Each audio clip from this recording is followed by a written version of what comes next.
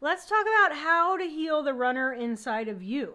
Because guess what? Newsflash, you and your twin flame both are the runner and you're the both chaser. I don't love the terms runner chaser. I think they're oversimplifications of complex topics used by people who aren't even twin flames. But for all intents and purposes, I'm going to talk about the fact that we all do run from the connection in our own way. We all are terrified little children inside in our own way.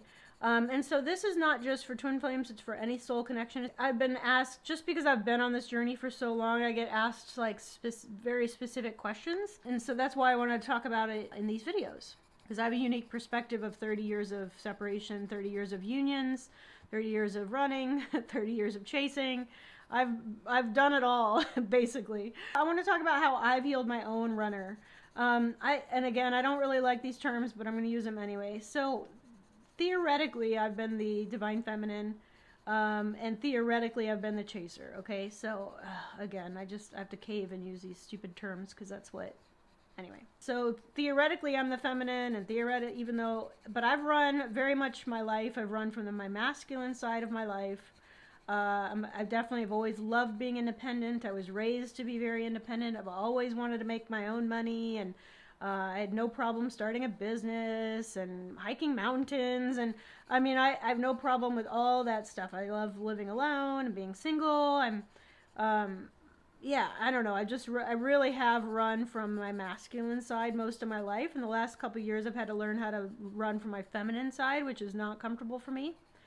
So I'm having to balance out that yin and yang energy within myself, which is what we all have to do, which is the whole point of this channel, is to talk to you about exactly that, about how to unify both sides of yourself, because we have all of it within us.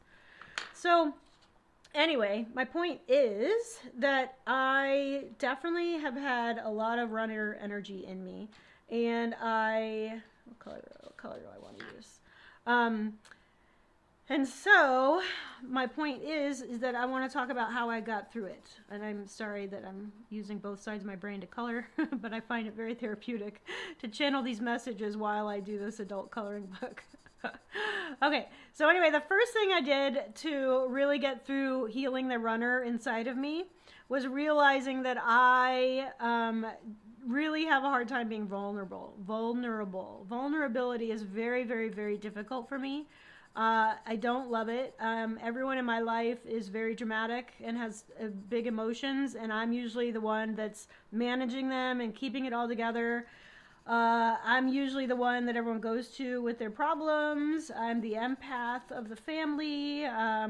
Even my job, it's always been customer service and running things from that side of things, managing a team. So for me, being vulnerable and asking for help has not been one of my strong suits. I will put it that way.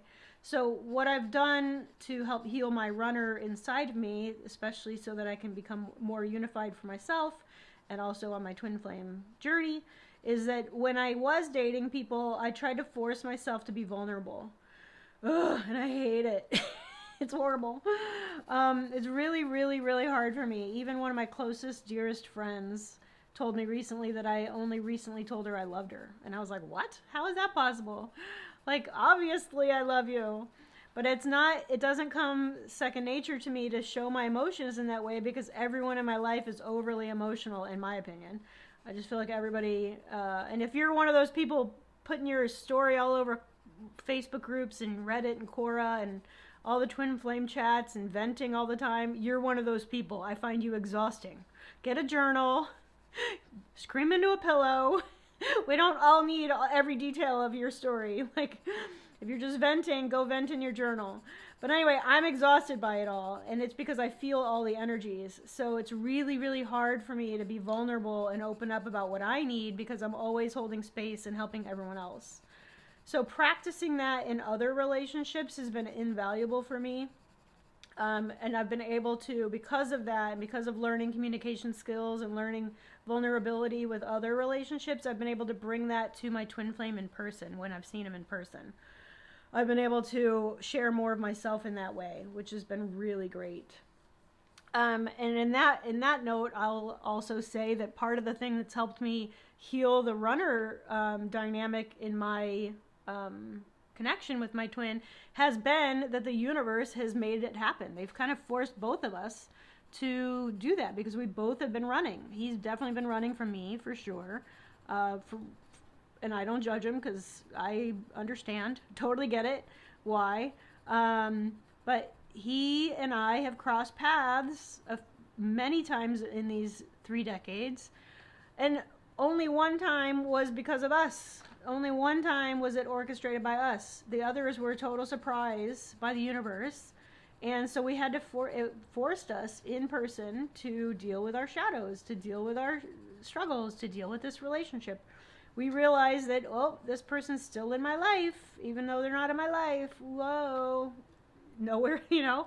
So the universe putting us together over and over and over again is part of what's healed my runner inside, and also my chaser. You know, I'm actually able to just trust the universe now. That the universe is, I've seen it. The universe, source, God, whatever you want to call it, is infinitely more creative than I will ever be in getting us back together. I don't need to control any of it because I can tell you without a fact that I've seen it with my own eyes in my own life, how crazy it is, the wacky ways that we've been brought back together. There's no way I would have been able to predict any of it. I can say that for sure. Infinitely more creative than us. So trust. That's one way you can get to trusting the universe, is that you are definitely not in the driver's seat. I can say that for sure, that we are not in the driver's seat, even a little bit here. Our little puny little human minds are not qualified. We are not as creative as the divine. I can tell you that for sure. So anyway, being brought together over the decades in person has forced me to heal my runner, and I'm assuming him as well. And the other thing that's really helped me is being single. So, you know, it's just common in life to, you know, I actually have always kind of hated this, that it's expected that everyone should always be in a relationship, and you're not desirable or if you're not in a relationship. There's something wrong with you if you get divorced. There's, you know, I'd have never, ever thought that was healthy, ever. I've always thought that was a really unhealthy part of the collective societal pressure. I saw very early on when I was younger the people who were always in relationships. In my mind, I just call them serial monogamists. They line up, they know a relationship's tanking, and they line up the next relationship before they're even out of the other one. So there's no time to heal. There's no break there at all. I don't think that's healthy, personally. So learning how to be single and how to love being single and how to be autonomous, independent, go for a movie, go eat somewhere by yourself, travel by yourself. There's people that are terrified. That's like their biggest fear. And I think, personally, that's so unhealthy.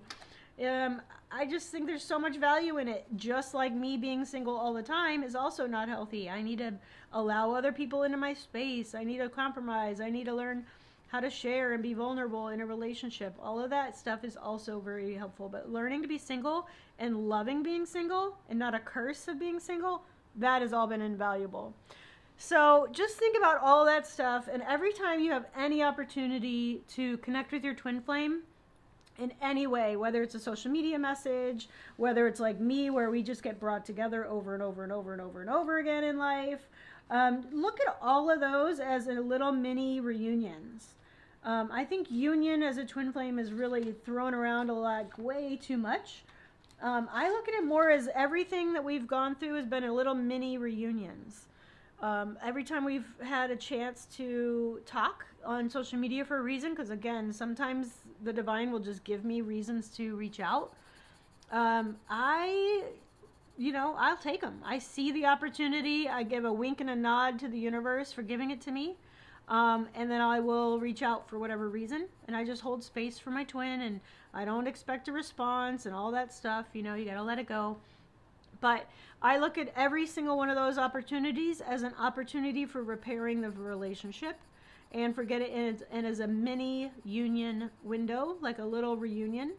And I think all of that stuff It's kind of like a pendulum swinging back and forth where eventually it's going to stop, you know? Eventually it will stop. That's the way I look at reunion and union windows with my twin flame. Is it's just this one big journey that we're on. We started very polarized, one side or the other side, and every opportunity we have to come together in real life is a little opportunity for union. I look at it all as a test from the divine of like, okay, where are you guys with your healing?